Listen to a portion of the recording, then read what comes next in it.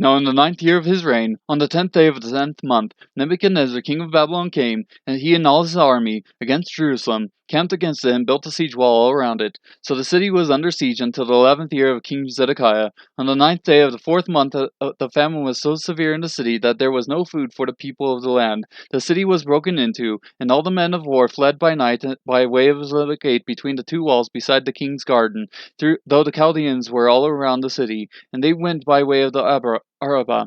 But the army of the Chaldeans pursued the king and overtook him in the plains of Jericho, and all his army was scattered from him. Then they captured the king and brought him to the king of Babylon at Riblah, and he passed sentence on him. They slaughtered the sons of Zedekiah before his eyes. They then put out the eyes of Zedekiah and bound him with bronze fetters and brought him to Babylon. Now on the 7th day of the 5th month, which was on the 9th year of King Nebuchadnezzar, king of Babylon, Nebuzaradan, the captain of the guard, a servant of the king of Babylon, came to Jerusalem. He burned the house of the Lord, the king's house, and all the houses of Jerusalem, even every great house he burned with fire. So all the army of the Chaldeans who were with the captain of the guard broke down all the walls around Jerusalem. Then the rest of the people who were left in the city, and the deserters who had deserted to the king of Babylon, and the rest of the people, Nebuzaradan, the captain of the guard, carried away into exile. But the captain of the guard left some of the poorest of the land to be vine dressers and plowmen. Now the bronze pillars which were in the house of the Lord, and the stands and the bronze sea which were in the house of the Lord, the Chaldeans broke in pieces and carried the bronze to Babylon. They took away the pots, the shovels, the snuffers, the spoons, and all the bronze vessels which were used in temple service.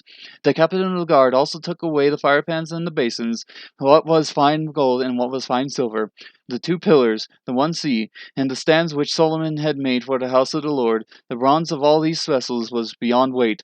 The height of the one pillar was 18 cubits, and a bronze capital was on it.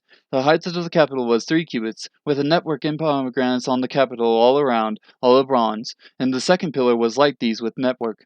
Then the captain of the guard took Sariah the chief priest and Zephaniah the second priest, with the 3 officers of the temple.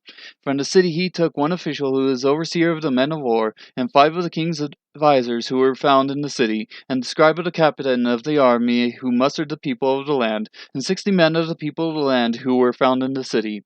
Nebuzaradan, the captain of the guard, took them and brought them to the king of Babylon at Riblah.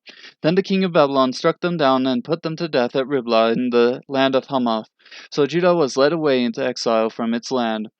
Now as for the people who were left in the land of Judah, whom Nebuchadnezzar the king of Babylon had left, he appointed Gedaliah the son of Ahikam the son of Shaphan over them.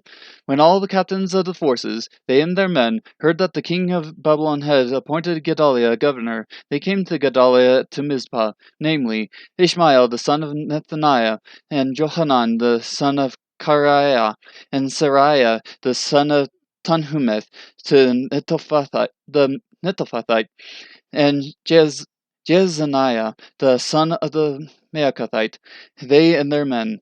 Gedaliah swore to them and their men, and said to them, Do not be afraid of the servants of the Chaldeans. Live in the land and serve the king of Babylon, and it will be well with you.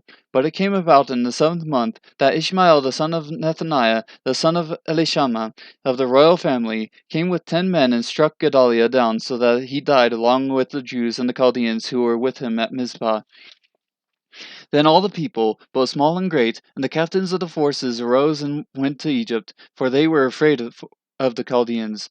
Now it came about in the 37th year of the exile of Jehoiakim, king of Jerusalem, in the 12th month, on the 27th day of the month, that Evil-Merodach, king of Babylon, in the year that he became king, released Jehoiakim, king of Judah, from prison. And he spoke kindly to him, and set his throne above the throne of the kings who were with him in Babylon.